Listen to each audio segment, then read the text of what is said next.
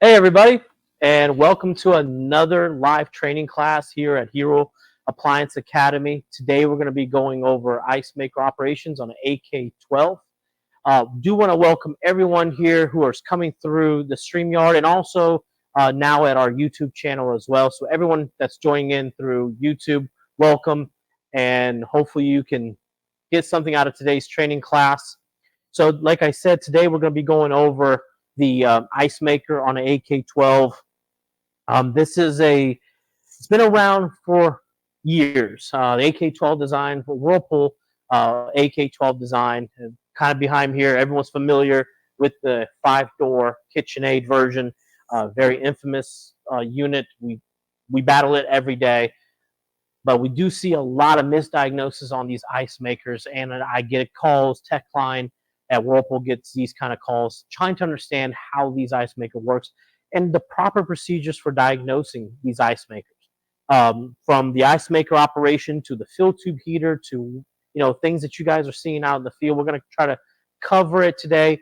Probably not going to get it into too much into the tech sheet and service manual, just because we're limited on time, of course. But we are going to be getting into the unit and showing you guys how to test it on the unit itself and all the diagnostics running through the user interface here.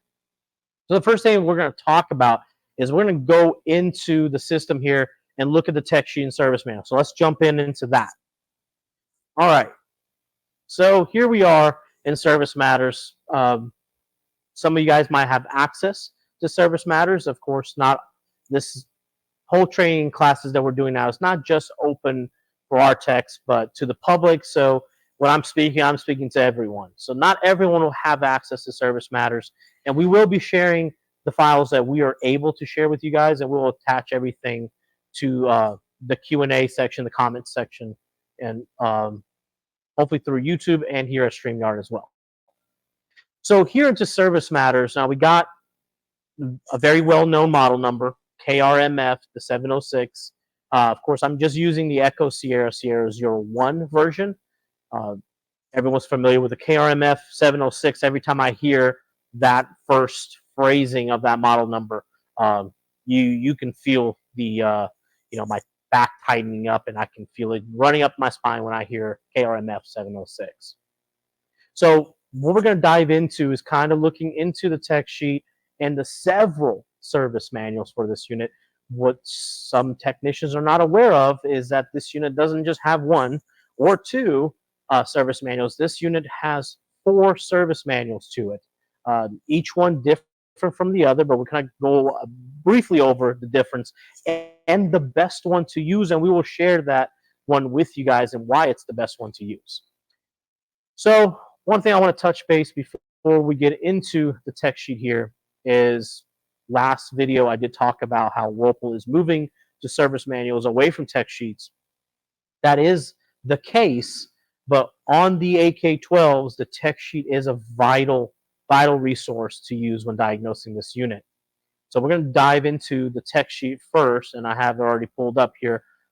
If you're in Service Matters, you'll see the troubleshooting guide, which we will go over here in a moment, French and English.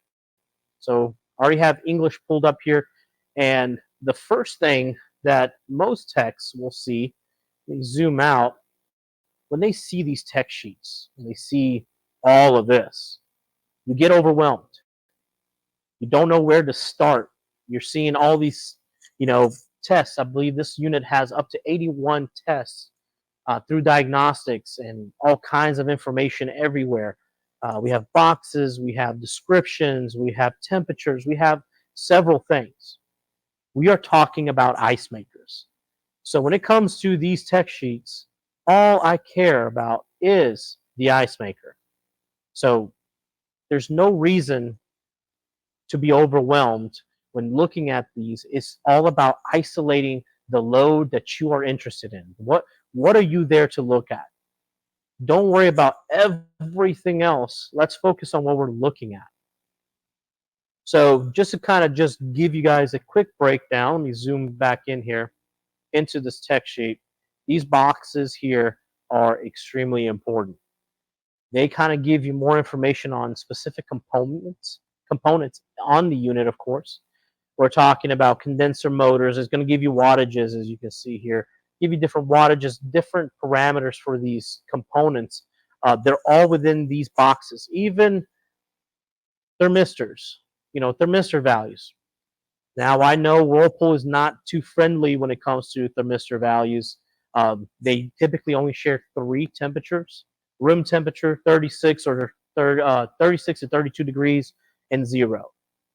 That's basically all you will see usually on Whirlpool units. Not saying all of them, but for majority, that's what you're looking at. It's going to, of course, give you current, voltage, wattages for different components. So always remember that these boxes are here for a reason. They're here to help you. It's not about always knowing everything and how to test everything. It's about knowing where to go in your resources to find the answer. All right, another thing that we're going to cover here is understanding diagnostics on this unit.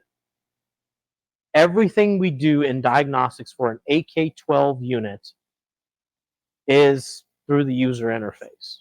And I know, like I said, the 5-door KitchenAid, that's an AK12 design. Uh, if you guys are not familiar, the dead giveaway for an AK12 is that you do have that low profile small ice maker on the top left of the fresh food compartment. That's a dead giveaway that you are working on an AK12. They come in dual evap or single evap with a baffle. So to enter diagnostics on these units, it's all the same. It is going to be press and hold switch number 1 and switch number 2. You will see a countdown, a 3-second countdown followed by a chime. Then you know you're into service diagnostics. To exit diagnostics is the same procedure.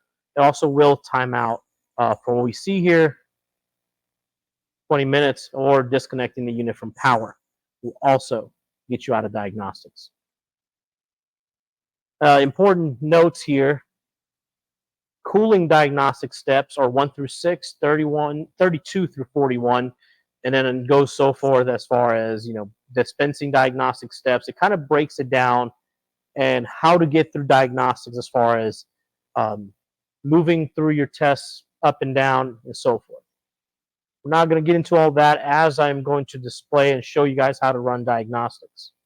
One of the things I do want to point out here and call out is, of course, the diagnostics test and the steps. So each step is displayed in 2 digits on the dispenser user interface. The steps results are displayed in 2 digits on a dispenser user interface. Displays 2 seconds after the step number is displayed. An ember order filter light will tell you that you are in the step mode of that test. When you get the red light, as you can see here, you got the amber for your designated step number being displayed, and the red replace filter light will be the result of that test. And again, we'll cover this as we do it on the unit itself. Just want to kind of call those out because that might be something a customer, I hear this all the time from customers. Why is there a red, replace filter light on my unit when you're in diagnostics? I already replaced my filter. That's how you can tell the difference between being in a test and the result of a test, along with flashing the results as well. Whirlpool did add that feature because some guys do miss those. So, of course, this unit, like I said, has 81 steps. We're not going to go over all 81 steps in diagnostics. We're focusing on everything related to our ice maker and ice maker theory of operation. That is what we're going to be covering today, so we're not going to go through every single one of them. The next thing that we want to talk about is, like I said, 4 different service manuals. This unit has 4 separate service manuals. Each one covers the same basic unit. These are all AK12s. As you can see, I'm kind of going through them all here. The original one, the 2012-2013 service manual, if we can throw that up there, is the number ending in 4924. We're going to get these up to you guys so you can see. If you want to write down these job aid numbers, they will be displaying on your display there. 4924, as you can see, that is the best service manual to use. Now, kind of explain why. This is the only service manual I've ever seen so far from Whirlpool that goes into true detail about the theory of operation on this unit, from the three-way valve, variable speed compressor, everything related on how this unit works. It is listed in this service manual. Again, like I said, there's 4 service manuals for this design, but only one of them actually go through the theory of operation. Let me scroll down here to the bottom to show you. Again, there's no way that we could sit here and read through this whole service manual. It would take hours. All right, so we get into the theory of operation. Again, this is the only service manual for an AK12 Whirlpool design unit that is going to show you proper airflow through the inside of the body, how everything is actually flowing through the internal cavity of this refrigerator for your ice maker, so you know your input air, your return air, even down into your fresh food freezer. It's giving you everything related to airflow. Goes into full seal system operations and theory of operation with the seal system, even down to our three-way valve and how our three-way valve operates. Let me get down here to it, and gives you a good view of the inside of the three-way valve. And if you were to actually read through this theory of operation, you will get to a section of cooling operation and pull down. This will walk you through from the second you plug this unit in to when it reaches temperature, how this unit operates, how it checks, certain temperatures, and how it's moving that three-way valve in different positions, and why it's moving that three-way valve to the different positions. So it kind of goes through full normal cooling, um, all the way down through component access. Phenomenal service manual. Again, will take you sometimes to get through it. We will share this link on the comment section. It should already be posted for you guys to have. If you don't have Service Matters, the link has now been posted in the comment section. Copy the link, save that link. This is really what's going to save you when you're in the field and you approach an AK12 and you're trying to understand how this unit thinks, operates, and so forth. This is the service manual that's going to get you there. The other 3, of course, we got the one ending in 9537. There's our service manual number there on your screen. This is a good service manual, but this is where we get into the multimedia enhanced service manuals. If you have access to Service Matters, there's built-in videos into the service manuals. This is really going to be more to parts breakdown. These service manuals don't give you any type of theory of operation or anything related to that. It's going to give you use and care. As you can see, I'm just kind of scrolling through, and then you get straight into component access. There's no theory of operation, and then literally everything moving forward is just component access. The multimedia enhanced is going to be anytime you get to a component access section, you will see this little blue play button. If you click on it, it is going to open up a video, and you're going to be able to actually watch it. So again, that is when you're dealing with multimedia enhanced service manuals, that's what you're looking for. Little blue play button. Again, good service manual, but it's not going to give you anything on how this unit works. It's more for tear down and use and care. Same thing, again, with service manual ending in 0550. As you can see on your display, we're looking at the same thing. We're just looking at a 4-door Whirlpool version of an AK12. Like I stated before, the dead giveaway is always going to be, see if I can pull it up here for you all to see. Probably this one probably won't even have it. There it is. Small ice maker, top left of the fresh food. That's going to be the dead giveaway. This is an AK12 designed unit. Your ice box is in the door. Again, good service manual, no theory of operation, really going to go straight through diagnostic steps and into component access. And then lastly, we're dealing with just the KitchenAid 5-door service manual. ending in 8620. It should be on your screen there. Again, just about the unit use and care, and then straight to uh, component access. Again, this is a multimedia enhanced service manual. Why Whirlpool chose to do 4 service manuals, really, I couldn't answer that, but we do have 4. I only recommend the first one. That is going to be the one ending in 4924. That is going to be the service manual that's really going to give you full knowledge on this unit, how it thinks, how it operates, and how it gets things done.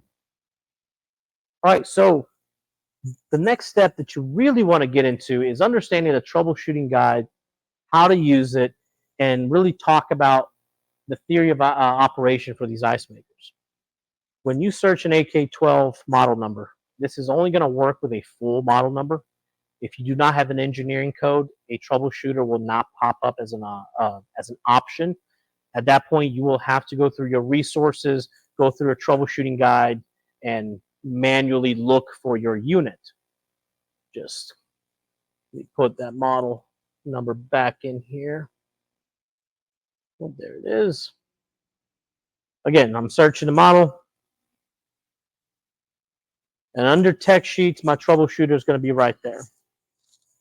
Let's talk about the troubleshooter and why it's so vital when it comes to these ice makers, because this is where the theory of operation for this ice maker, it's not in any service manual. It's nowhere else to be found on Service Matters. It's hidden inside of the troubleshooter. So if you click on ice maker, once you're inside the troubleshooter, door ice maker, then you have right here at the bottom, ice maker theory of operation. And then of course you have your ice maker not making ice, no water in the ice mold, water is dispensing fine. We're going to talk about the ice maker theory of operation. So it kind of breaks down step by step on how this unit works, but we're really going to look at the flow chart. So we're just going to throw this flow chart up here for you guys to see. This is going to be really what we're going to talk about. So the theory of operation for this full ice maker is when the unit is plugged in for the first time, the compressor comes on and the freezer compartment and icebox fan run on high speed for 15 minutes. After 15 minutes, the icebox fan will reduce speed by 20%. At this point, the board starts monitoring the ice maker thermistor. Once the thermistor is at 16 degrees Fahrenheit and the optics sends an empty ice bin, the board will send voltage to the ice maker motor. This is the only time in the theory of operation for this ice maker that it's looking for 16 degrees. Moving on from that first cycle, we're no longer going to be able to operate this ice maker at 16 degrees. This is only at first time setting up, first time booting up. We're going to get to that 16 degrees before we start sending power to our ice maker. Moving on from that, when the ejector fingers have rotated 360 degrees, at that point the switch will close on the ice maker. It tells the board to turn the ice, of course, the point of the switch will close in the ice maker. This tells the board to turn on the ice maker water valve for 7.5 seconds. You're usually getting, it says 1.6 to 2 ounces. You're really right there at about 2 ounces. I haven't seen a unit less than 2 ounces. That's usually what you're getting. Again, customer pressure, water pressure is going to have a huge impact on this. As you can see, it's a timed 7.5. So water pressure is going to really come in play here if you're going to get your 2 ounces or not. This will also turn on the fill tube heater and fascia heater for 90 minutes. So your fascia heater and your fill tube heater only turn on after a harvest. So your ice maker has to harvest. If your ice maker is not harvesting, your fill tube heater will never turn on. So you have to go through a harvest for you to get that 90 minute of fill tube heater operation. Once the fill is done, the board will also go into a hibernation cycle for 45 minutes, so no power is applied to the ice maker. So for 45 minutes, that is the time where the unit's pretty much just letting the ice maker sit. Let's freeze those cubes before we actually start paying attention to it. I just want to point out, I did miss a step here. After that 16 degrees in the optic sensing, the ice maker will begin to move and switch, and the head of the ice maker will open. That is to pretty much tell the control board the ice maker has started to move, and the control board is looking for that switch to close again at that 360 degree. So after that 45 minutes of hibernation, the board will start looking at the ice maker thermistor. Here's where our temperatures do change. Once the thermistor reaches 11 degrees, so it's not that 16 degrees, it has to reach 11 degrees Fahrenheit. It will look at the optics to see if the ice bin is empty. If the ice bin is empty, then it will turn on the ice maker mold heater and monitor the temperature. Once the ice maker thermistor reaches 30 degrees Fahrenheit, that's from our heater, of course, it will start to move the ejector fingers to the ice maker. The switch in the ice maker will open. So this is the full harvest cycle. Again, we're right back to opening that switch on the ice maker. Once the ejector fingers have rotated 360 degrees, the ice maker switch will close. This tells the board to fill the ice maker. This also tells the fill tube heater and fascia heater to come on again for 90 minutes. One thing it doesn't point out here is this unit will try to eject ice 3 times before it goes into a hibernate, almost kind of like a hibernation. Let me see if I can find it here. It's kind of hidden inside of the harvesting time. But if the ice maker mold doesn't reach that 30 degrees mark, or it's not able to eject the ice, the unit will attempt that several times. So it even tells you right here, the board monitors the time the heater is on and how long it takes for the motor to switch to close. There's an issue with the timing. If there's an issue with the timing, of course, you'll get an error code. And we'll talk about error codes here in just a moment. So again, all about those error codes. We're going to get into that next. Best place to kind of go through the error codes that kind of tell you more of the theory of the error codes is going to be, if you're in the troubleshooter, you'll have to go through the not making ice article, scroll down to where the fault codes are. Again, the tech sheet is not going to give you a description. It's going to give you a very, very bare minimum. It's going to tell you E2 motor loss position. It's not going to give you really the potential causes of a motor loss position. As you can see, this code indicates a switch in the ice maker is not functioning correctly. This can be caused by a cube jam or the ice maker issue. And it kind of breaks down each code individually and what they mean. The E3 is something that you guys are not going to see. I'm sorry, the E4 is the heater timeout. This would indicate an issue with the ice maker mold heater. The board will attempt to harvest the ice 6 times.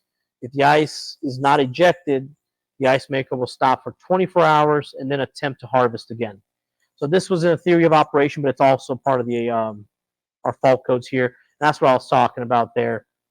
It will do it, so I believe it was 3 times what I thought it was, but it's actually 6 times before it goes into pretty much a wait for 24 hours before it tries again. If that heater's failed, it's really you're just gonna be cycling this several times. It's never gonna really eject that ice. E4 is gonna be something you typically don't see. This is a no fill or a dry cycle code. This is a manufacturing software code, so this code may never be seen in the field. That's not really typically something we see. And of course, the most misdiagnosed fault code is our E5. That fault code is the most common fault code while also being the most misdiagnosed.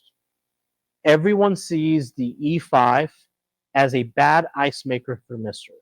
It's not. It's a timed ice making. Some older tech sheets actually would label E5, thermistor failure or something of that nature. Really, E5 is a temperature issue happening at the ice maker. Something's happening at the ice maker where you're not getting to temperature. This code indicates the ice maker thermistor is warmer than 16 degrees and the ice bin thermistor has been below 45 degrees for 3 hours. Again, there's a temperature issue. The unit's pretty much going to go into a lockout if those temperatures are monitored. We're looking for 11 degrees, so anything over 11 degrees, we're really going to we're really going to go into a timed ice making where this ice maker might only eject ice every 8 hours or so. So again, if you see an E5 fault code, make sure that you are checking your temperatures first. If you arrive into a customer's home and they said that the ice maker isn't working, your first check should be temperatures regardless. Another thing to call out here that is not labeled anywhere, Whirlpool has not said anything about it on any literature, but it is true to an AK12 design. If the unit has a fault code and you replace the ice maker without unplugging the unit from the wall, the fault code will still be stored on the unit and the new ice maker will not operate. The unit's always going to be stopped by the fault code. So if there's a fault code present, regardless if it's an F2 down to an E5, if any of those fault codes are still stored in the user interface, that ice maker will not work, even if it's brand new. So when you put a new ice maker in, you have to clear the fault code. The only way to clear a fault code on an AK12 unit is to unplug it from the wall and plug it back in. That pretty much cycles those controls and clears the fault code, which you should be doing regardless to replace that ice maker. As you don't want to be replacing ice makers while you still have power running through the unit. So make sure you are clearing all fault codes before you're attempting to run this ice maker. It will run in diagnostics just fine, but once you get out of the diagnostic cycle, the customer will never get ice out of this ice maker because it won't operate in normal operations. So now let's actually kind of go into testing this ice maker from diagnostics into the schematic here, and we're going to just briefly talk about it in the schematic. Again, it's all about focusing on what you are needing to look at and not looking at the full schematic. So the most important thing is to look for your road signs. Looking at a schematic is basically following a GPS, looking at a road map. These are road signs. Right here, it's telling me everything inside this box is the ice box itself inside the unit. These symbols here, some people might be familiar with them, some might not understand what these are. These are breaks in the wiring schematic to let you know when you're going inside of the liner and when you're coming out. So you know what's exposed and what's internal of the unit. So everything right here, so this is my first one here. We kind of screw over this way. Everything this way of this mark is inside the cabinet. Everything outside of that is outside of the cabinet, exposed for me to test. So I can get to these connectors. Then my wires go back into the liner. So I'm entering the liner again. This is all inside the liner. And then we exit the liner. We have this connector. Then we enter the liner again and then exit back here. So that is what those symbols mean. It lets you know if the wire is exposed to where you can get to it, or is it internal in the cabinet. That's what those symbols are. These, whoop, just went black there for a second. There we go. That's what these bars mean. These bars are going to mean inside of the liner to inside or outside of the liner. So our ice maker is right here. We need to check power to this ice maker. We can do this from the control or by looking at the schematic. It's telling me to the ice box, I should have a 12-pin connector that I can check power. And right here, going to my ice maker, I'm looking for a white and a brown on pin 1 and pin 5 right out of the box. I can sit here and I can follow this all the way through to my main plug, which is where I need to be. And they should be the same color, white and brown. So we're actually going to go into this unit. We're going to talk about all the diagnostic steps. There is 12 diagnostic steps that you have to perform to verify this ice maker works. So unfortunately for this ice maker, if any of these 12 steps If any of them are having any type of failures, this ice maker will not function.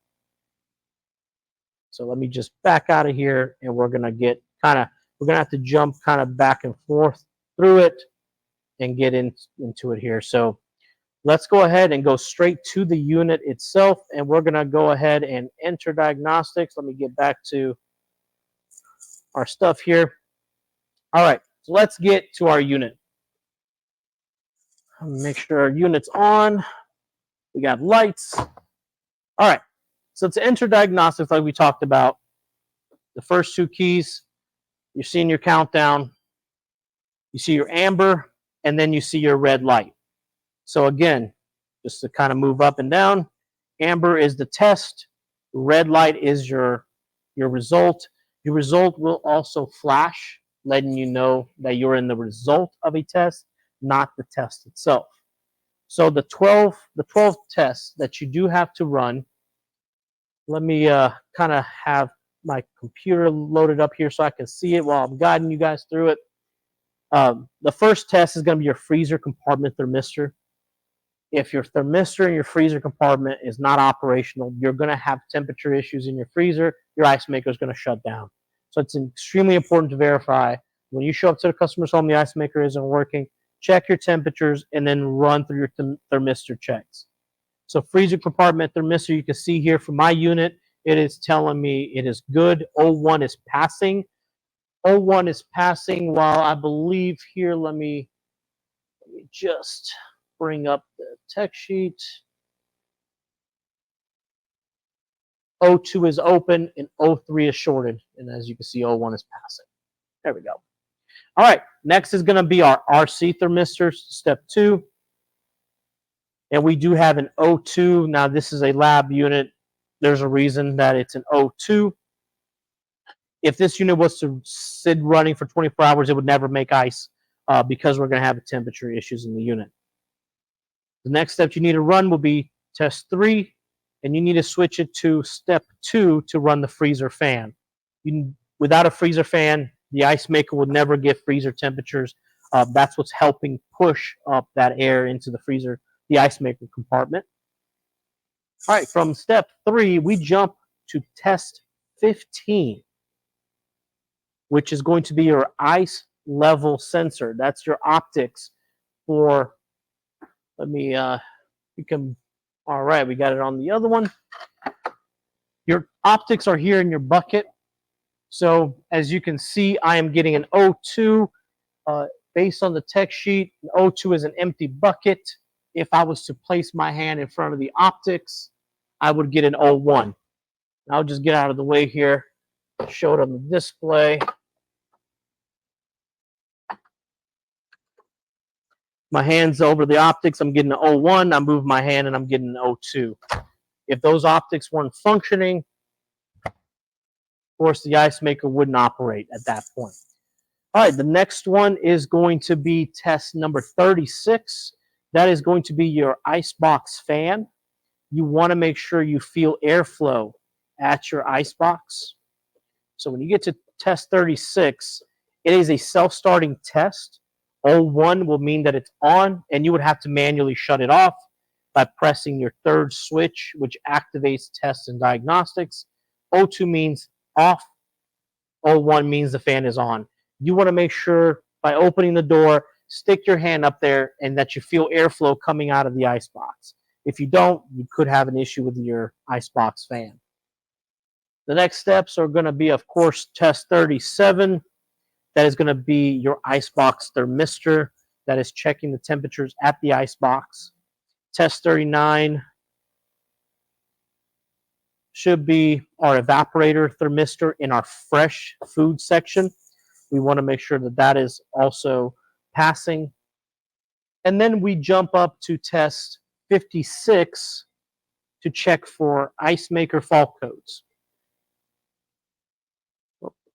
There we go. Now, of course, I should have nothing there. I should have the E0. This unit was just recently plugged in, and like I said, once you unplug it, you're going to clear your fault codes. So E0 means no fault codes. Now, this is where most guys will jump up to test 57 and run a harvest cycle. You want to avoid that. You want to go to test 58, where the unit is going to tell you if it's too warm to run the ice maker. I'm getting a 0, 0. Let's see what that means in our tech sheet. So jumping over here to the computer, let's go to test 58. It's the ice maker heater activation and the thermistor. So what we care about is digit number 2. Digit number 1 is not really something that we care about. That is turning on the ice maker heater.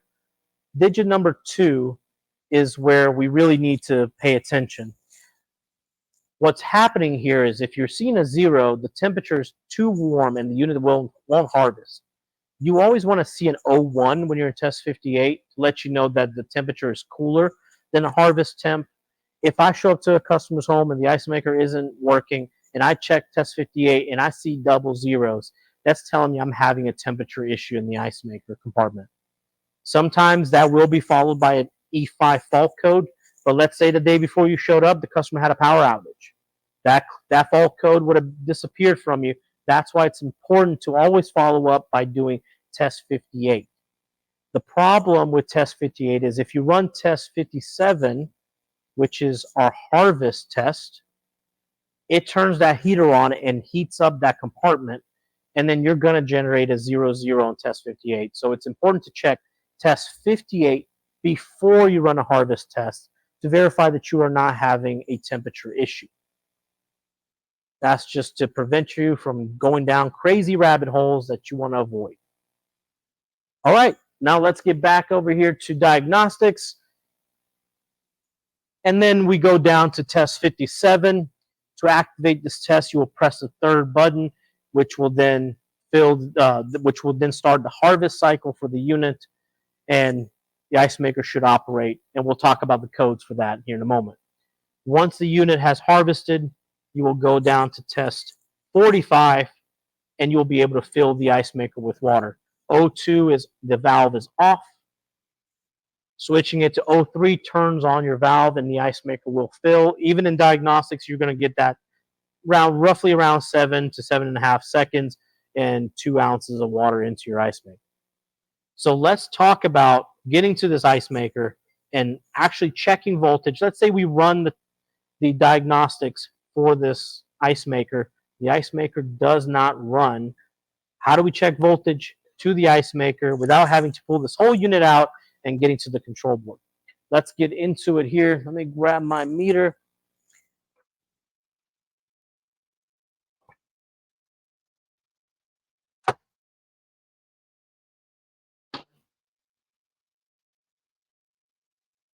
All right, so the first step is right here in the filter area. You have 2 points where you would have 2 1/4-inch screws that holds this panel up. So we're trying to get to this ice maker to be able to test it and so forth. So I've already taken those 2 1/4-inch screws out. Now some people will use this fascia heater off, kind of peel back on this front panel and then pull it down. I just stick my hand right here where the filter housing is once I get those screws off, and put my hand up here just to hold it and just give it a pull. And it should pop down for you. Once you have it pop down, you go ahead and disconnect your lighting and get this panel out of your way. All right, with the panel out of the way, we can talk about that brown and white wire that we were talking about in our diagram, which is going to be this connector right here. And we're looking for this white wire, and we're looking for a brown wire. Now, some people might have trouble looking at these colors, but this is a tan right here. This is a tan wire. This is not your brown wire. The brown wire that you want to test to is much darker, hidden in the back. So don't get these two confused. You do have a true brown that is considered tan, a tan wire in the schematic. So what we're focusing on is going to be this brown and white wire. That is going straight to the ice maker. What happens with technicians when they're trying to diagnose this is that they'll look for your standard wires. your power neutral and a line back to your valve, and they can get confused with this 3-wire prong right here, which clearly is a 120-volt wire.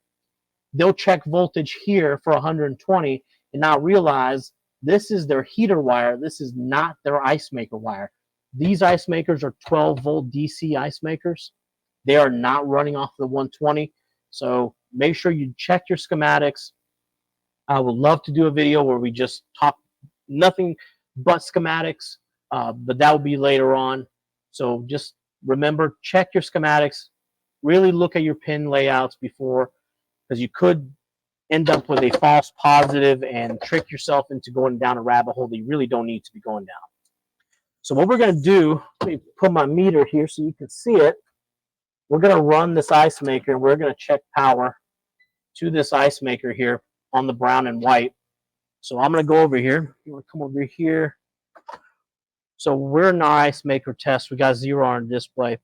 Once I press the middle button to start the test, we're going to get a 1 on our display. What that ice maker now is doing, like I said before, it's turning that heater on, and it's warming up that mold so we can go ahead and, eject our ice. There is a delay for this. So of course that heater's got to heat up, that mold has got to heat up before our injecting teeth will push out the ice. So you could be looking at a minute, minute and a half. Don't get impatient and just think that there's an issue. It will switch. What you're looking for is a number 2 digit to let you know the ice maker is moving. So we're just waiting here. We can see we're heating up our ice maker. Any moment now we should see the number 2 digit, and now will tell us the ice maker is running.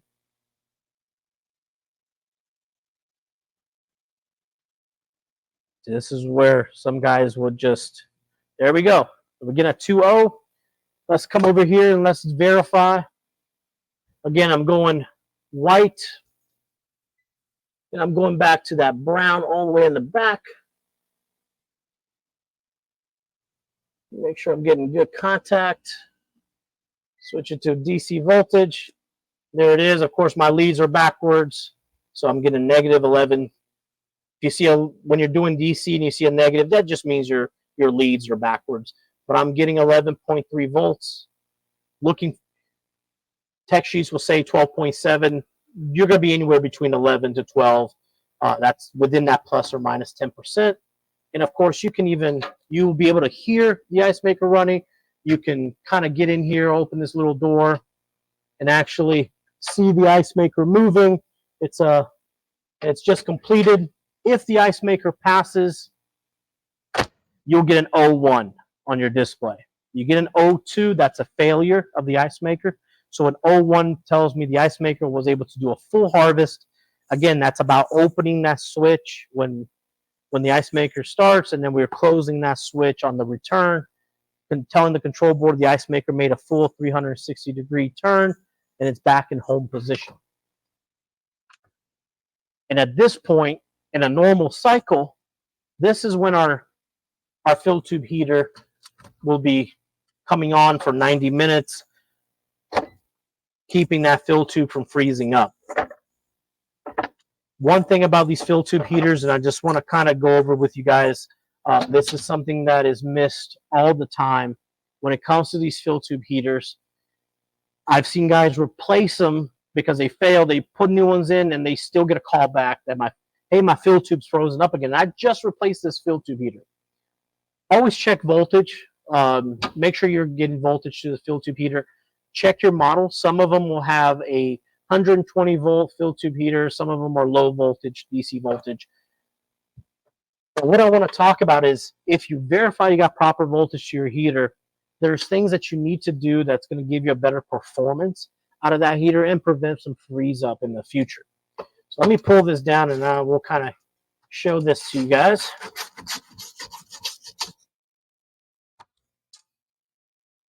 Got to take this panel off to get to the hidden screw.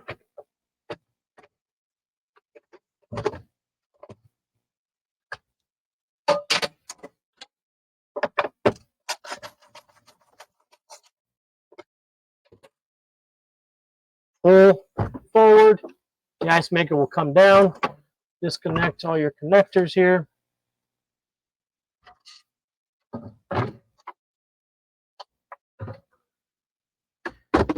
And what we're looking at, here's your fill tube heater. When you replace it, you want to make sure it's tucked in really well. I mean, this, you can clearly tell that this has been taken off and put back on several times. A general rule of thumb that I've always done when I was a tech in the field doing this, if I had to pull this down to get to the ice maker, you've got to pull this off.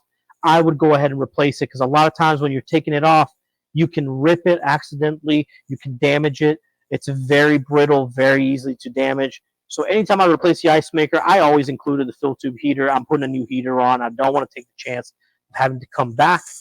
And of course, when you install it, this is for those situations where you are dealing with a return call where that fill tube has frozen up again. You want to take some aluminum foil tape. Let me see if I can get it to pull here with my gloves. Let me take my gloves off. Oh, I've ripped it, but it's all right. Pull your heater wires out of the way. And you want to just wrap it. You want to put some additional foil tape over it. That's going to help kind of insulate it. Because what can happen is if you look back here in the back, that seal, you could leak air. And what's going to happen is air is going to migrate over to the ice maker, and it could keep flowing over the fill tube and cause it to freeze back up. So having this extra layer of aluminum foil tape will help you. And you want to do, I always done up to 3 pieces, especially I want to get up close to here. I want to get as tight as I can get around this fill tube, really get it, perfectly sealed to prevent it from freezing up again. Now, once I put it back in, I'm not done. What you're seeing here, where this tube comes into the box, there's a big opening. And what could happen is you can get some air leaks around this area. And what is recommended is to take some permagum. You want to take some permagum and just start packing it in there. Really wrap it around, pack around that fill tube. Permagum, when you order permagum, here's the part number for anyone that needs it. I always kept permagum in my van. That's something I used for air leaks, all vibrations around compressors. Permagum, I used it all the time, and you get so much of it. Several little strips of permagum. You want to take a strip and really pack that area up to prevent some air leaks from happening. It's those 2 critical steps that if you miss them, replacing the ice maker, replacing that fill tube heater can still cause you to have, freezing of the fill tube again, and you get that return call. Every time you service this ice maker or the fill tube heater, layer an extra foil tape over the existing heater and pack this area with permagum. That's going to prevent you from freezing up in the future again. All right. So we are now going to go into our Q&A section. There was a lot of information that we're trying to cover. There's nothing easy about this ice maker. It's 12 steps. 12 steps to diagnose an ice maker. Let's just try to wrap our heads around that. And it was actually pretty funny because I was kind of questioning everyone here before we were getting started, and I was talking about, how many steps do you think it would take to diagnose this ice maker? And I was getting 2, 4 checks. No one got close to that 12 steps that you have to run in diagnostics in that order. So if you go and you run your harvest test before you check 58, you're going to miss that potential misdiagnosis of having a temperature issue. So we are now into our Q&A. Let's see if we got anything coming up. No questions so far. If we don't have any questions, we will go ahead and close out the live for today. So if you have any questions related to this ice maker, any issues you've dealt with in this ice maker, or anything you want to share with other technicians that you have dealt with, you've seen, you run into, feel free. Let's share it. Let's get it out there. Not seeing anything Also, of course, give us feedback. What do you guys want to see in future classes? Our future class, I believe our next one is going to be, yep, should be on the screen there. It is going to be the 27th. We are going to skip the following class. I won't be here. I will actually be working with Whirlpool. I'm going to a Whirlpool training class, so I'll be dealing directly with Whirlpool. Then we will follow up on the 27th. And then we'll go back to our regular program. And then, of course, don't forget to subscribe to our YouTube channel.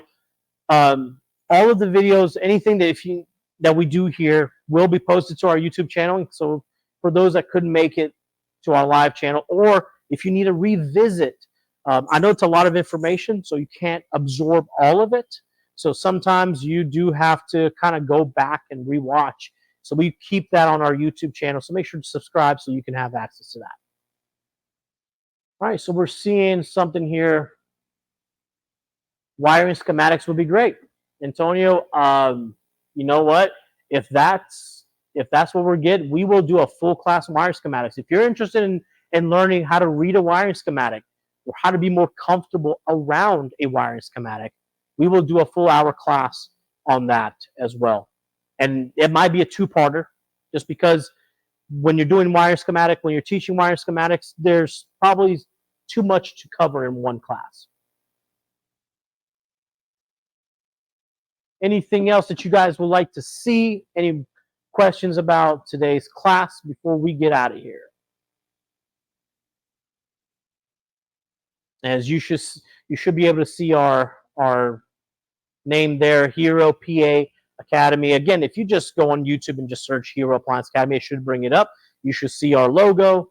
Subscribe, and you will see those upcoming videos and anything that you want to go back and rewatch for you as well. I know if I was in the field when I was learning how to do this, if I went to one of these units and I couldn't remember how to run all those steps, I would rewatch that video all day and help it guide me through that diagnostics. Next training day is going to be the 27th. You're very welcome, Antonio. And I might be blind. That is Antonio, right? Yeah. We will do it. We'll do it for you. So again, next training class will be the 27th. We will not have one in 2 weeks.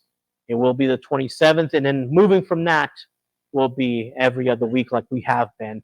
And we will also be posting, for those who weren't aware, we have done previous live videos with just our technicians here at S&S Appliance, and we will be posting those videos online that you can go back on. We did a full video on the LED issues that these units have. If anyone is interested in readdressing that or need more information on these LEDs, we will address that. Can we see more on the Bella 2? I am working with Whirlpool right now to get my hands on a Bella. I can't promise that it will be a Bella 2. It might be the Bella 1 with the Brow UI. I would love to get my hands on a Bella 2 just because there's so much to do on a Bella 2 and so much to dive into. We can definitely look into that. I was just speaking to Whirlpool about going and see if I can get my hands on units. So if I get my hands on a Bella unit, we will do several live videos and we will fully dissect the Bella unit. Either a Bella 1 or a Bella 2. There's some minor changes between those two models, but in theory, they operate the same. All right, so if we don't get anything, we will go ahead and end the live. And hopefully today's class has helped in understanding these ice makers. As you saw, there's quite a bit of steps that you need to take. Any of those steps, if there's any issues on any of those steps, the ice maker will shut down. You won't have properly functioning ice makers.